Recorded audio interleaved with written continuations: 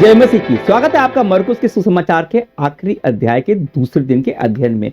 और इस पूरे सप्ताह हम यीशु के पुनरुत्थान के बारे में बात करेंगे और उसे अलग अलग नजरियों से देखेंगे।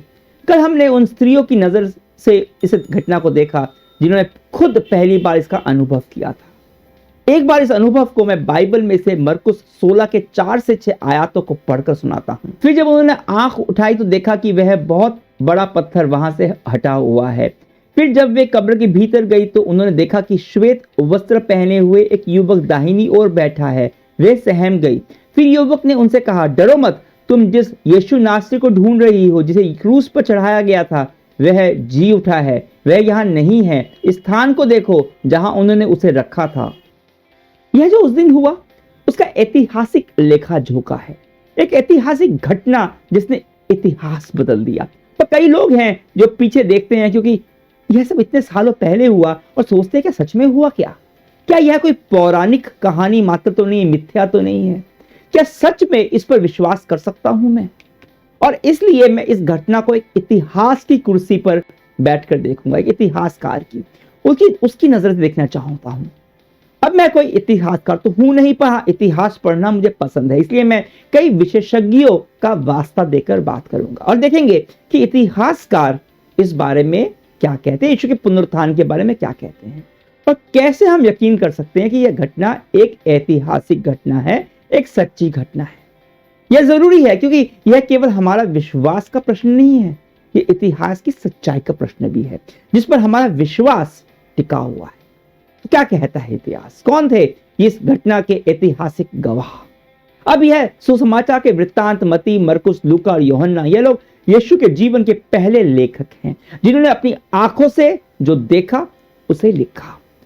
पर जब प्रेरित की पुस्तकों में भी हम देखते हैं जो यीशु विश्वासियों की मंडली का सबसे पहला इतिहास है, और इस पुस्तक के पहले अध्याय की 3री आयत में ही हम यीशु को देखते हैं जीवित, ठोस प्रमाणों के साथ। पतरस जो यीशु के पुनरुत्थान का सबसे पहला चश्मदीद गवाह था, उनमें से एक था शिष्य, वह प्रेरितों के 2 अध्याय 32 आयत में कहता है, इसी यीशु को परमेश्वर ने पुनर्जीवित कर दिया और इस तथ्य के हम सब साक्षी हैं। याद रखिए, पतरस का यह बयान मायने रखता है जो उसने हजारों की भीड़ के सामने बोला। सोचिए, वह वही पतरस है जिसने यीशु से 3 बार इंकार किया था। यह वही शिष्य है जो यीशु के गिरफ्तार होते ही भागकर छिप गए थे।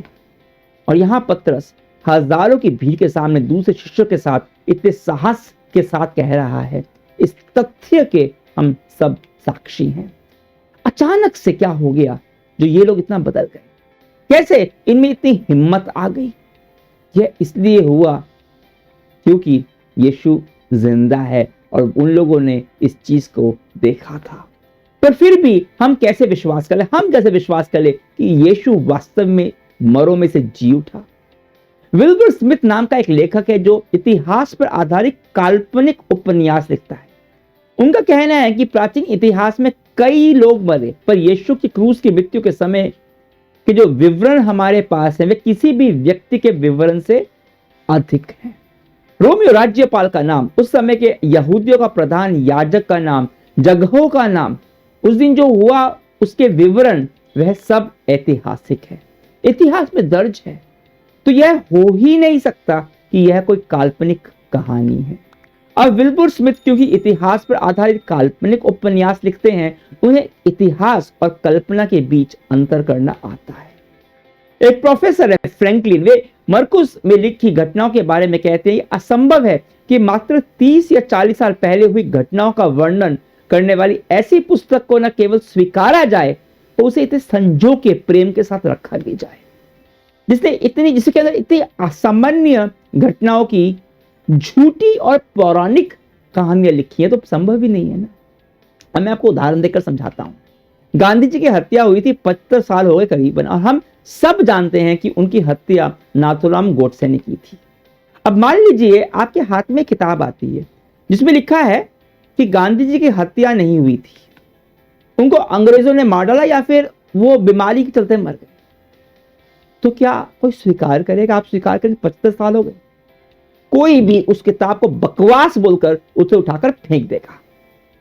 मरकुस तो यीशु के क्रूस पर मृत्यु के पुनरुत्थान के 30 से 40 साल के भीतर लिखती किताब है और उस दिन यीशु के पुनरुत्थान के बाद देखने वाले कई लोग जीवित थे। अगर यह नहीं हुआ होता तो इस किताब पर कोई विश्वास नहीं करता। फ्रैंक मॉरिसन एक विख्यात वकील थे। उन्होंने किताब लिखने की सोची।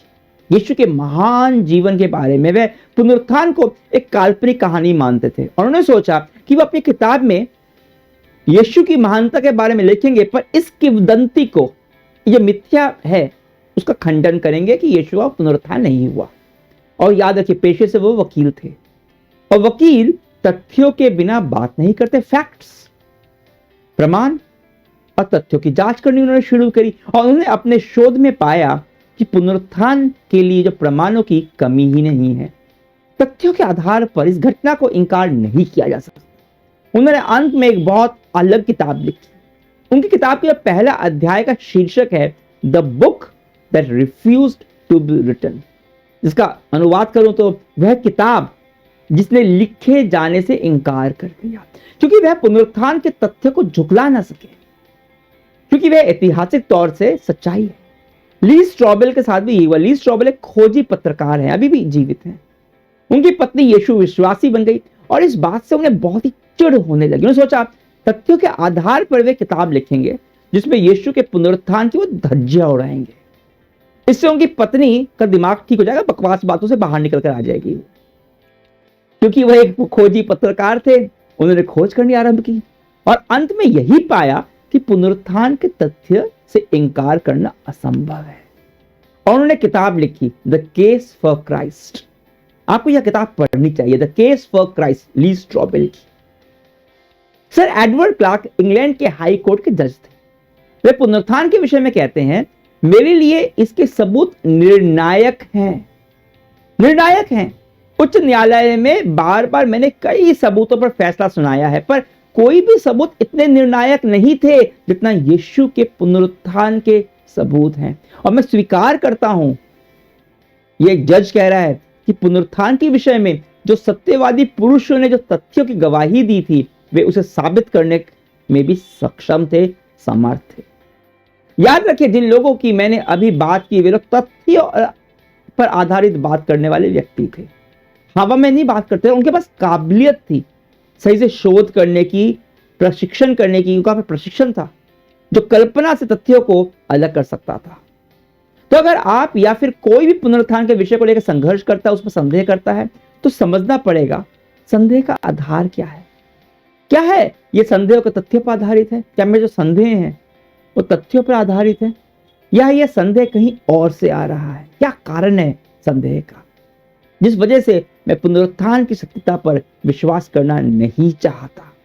इस बारे में मैं कल को थोड़ा सा बात करूंगा। फिलहाल हम यही देखते हैं कि पिछले कुछ सालों में जाने माने इतिहासकारों ने पुनरुत्थान के तथ्यों के बारे में क्या कहा। प्रोफेसर एडविन सेल्विन कहते हैं कि यह तथ्य कि मसीह तीसरे दिन मरों में से जी उठा, यह तथ्य उतना ही सुरक्षित लगता है जितना कि ऐतिहासिक प्रमाण संभवतः इसे सुरक्षित बना सकता है। प्रोफेसर थॉमस आर्नल्ड, जिन्होंने रोम का इतिहास लिखा और जो ऑक्सफोर्ड यूनिवर्सिटी के इतिहास विभाग के अध्यक्ष थे, वो लिखते हैं, मुझे कई वर्षों से अन्य समय के इतिहास का अध्ययन करने और जिन लोगों ने उसके बारे में लिखा है उन लोगों के साक्ष्य को जांचने और तौलने का अनुभव है। और मैं मानव जाति के इतिहास में एक भी ऐसा तथ्य नहीं जानता जो हर तरह के बेहतर और पूर्ण प्रमाण से सिद्ध है जैसा कि यीशु का पुनरुत्थान है। तो अगर कोई बस ऐसे ही कह रहा है कि मैं यीशु के क्रूस और मृत्यु पर पुनरुत्थान को नहीं मानता, नहीं मान सकता, तो वो बस ऐसे ही कह रहा है, उसके पास कोई तथ्य नहीं है, तथ्यों पर आधारित होकर वो बात नहीं कर रहा। और ऑक्सफोर्ड के इतिहास के इस प्रोफेसर के अनुसार वे लोग इतिहास के अन्य सभी तथ्यों के बारे में भी यही कहेंगे कि वो भी झूठे हैं, उन पर विश्वास नहीं कर सकता। भाई और बहनों, सच्चाई यह है कि यीशु का पुनरुत्थान एक प्रामाणिक घटना है। ब्रूक वेस्टकॉट, जो कैम्ब्रिज यूनिवर्सिटी के प्रोफेसर हैं, वे कुछ इस तरह से कहते हैं, मसीह का पुनरुत्थान की तुलना में कोई भी ऐतिहासिक घटना बेहतर या अधिक प्रामाणिक नहीं है, कोई भी नहीं। अगर कोई कहता है कि यह गलत है, इसका अर्थ यह है कि उसके बारे में सबूतों की कमी है। पर यीशु के पुनरुत्थान के बारे में इतने अधिक सबूत हैं, सबूतों के भरमार हैं। इसलिए यीशु का पुनरुत्थान इतिहास का हिस्सा है।